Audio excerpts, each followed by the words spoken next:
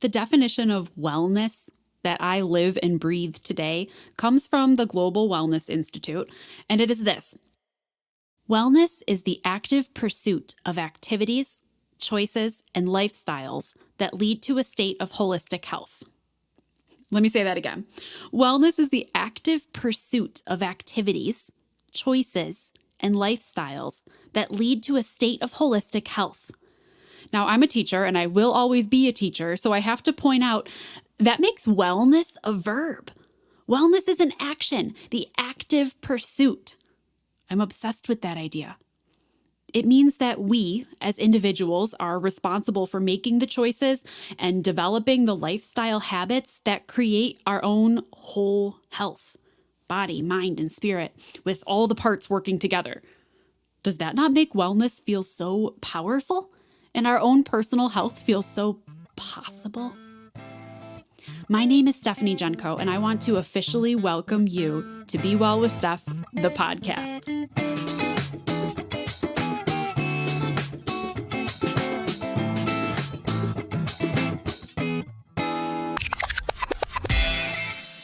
I am your holistic nutrition coach and your host, and I'm here to help empower you to create and maintain a healthy lifestyle that you love, a lifestyle that gives you the energy, strength, and confidence to go after your wildest dreams.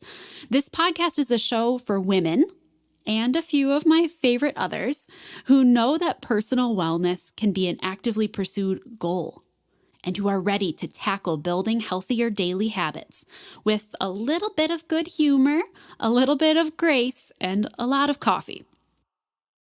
If you told me, any time before the last few years that I would become a nutrition and wellness coach, I think I would have either laughed or been confused. I didn't know that that was an actual job you could have.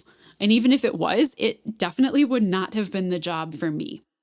So I was not exactly the picture of health as a kid. To say I wasn't athletically inclined would be like the understatement of the century. I got notes to get out of the mile run. I had asthma. I had super bad headaches and sinus pain, which ended up turning into a pattern of awful chronic migraines in college. I broke my arm. I blew out my knee. That also led to a knee surgery when I was in college. As a kid, I would have much rather read a book or use my imagination to create something than to play any sport any day.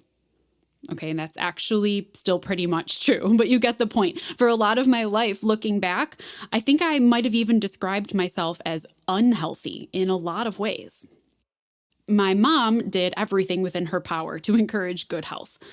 My sister and I were homeschooled for middle school, through middle school and high school years, and I distinctly remember my mom talking about the health triangle. It was a big focus, and the 3 points of the triangle were nutrition, exercise, and your mental emotional health.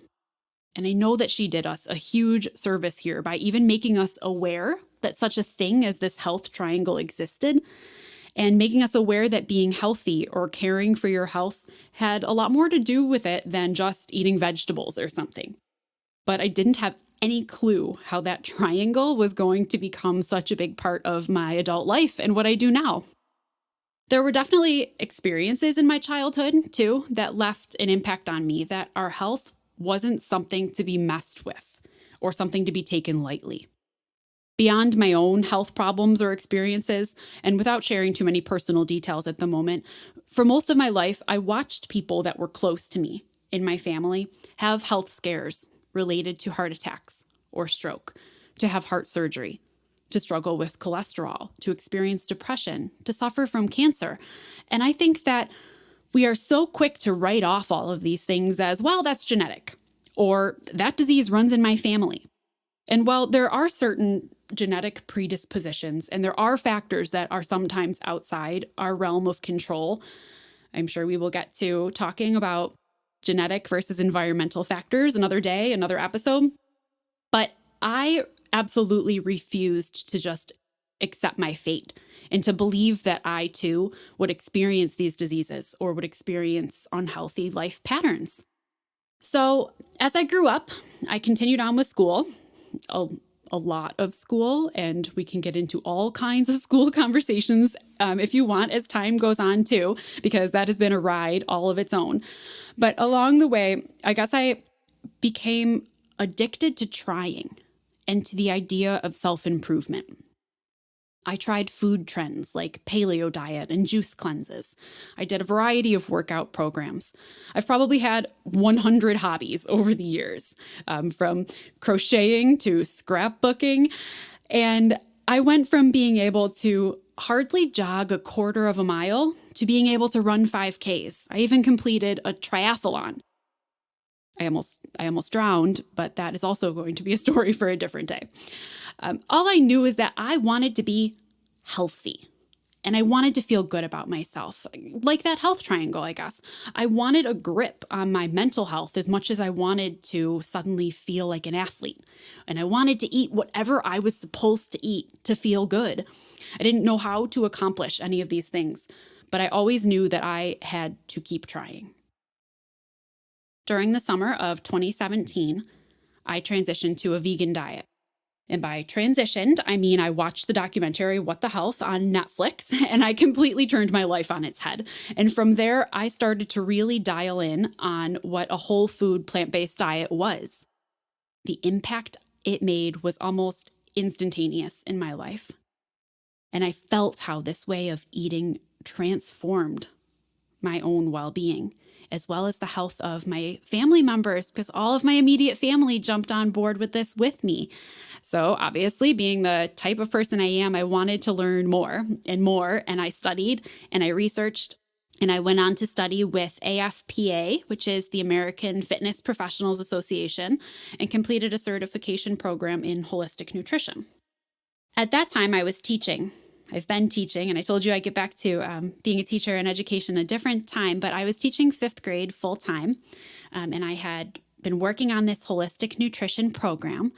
And about the same time that I finished that program, the summer of 2019, I found myself looking for an apartment, and I thought maybe I would have an office that I could do some holistic nutrition coaching out of someday. So I bought a building. A weird leap right there, I know, but it was a weird leap in my life too. Go big or go home.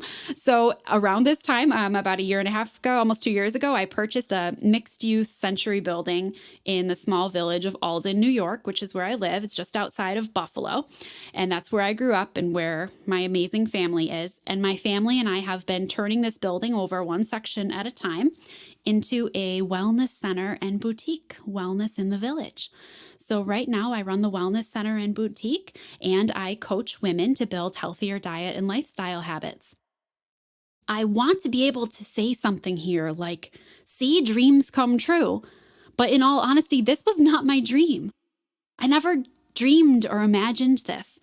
And while it kind of feels like the end of a chapter in my life in so many ways, because I've moved on from what I always did or what I always knew, and it's the end of a chapter.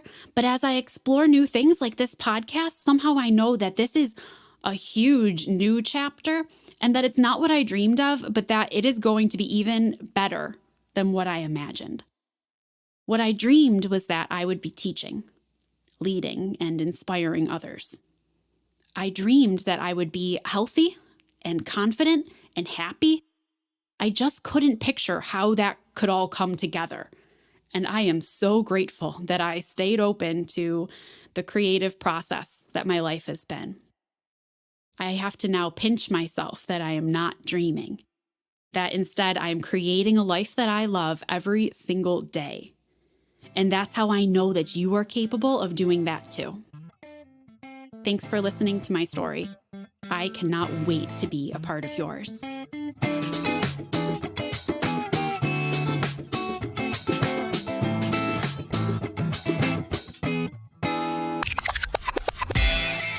Thank you so much for listening to Be Well with Steph, the podcast.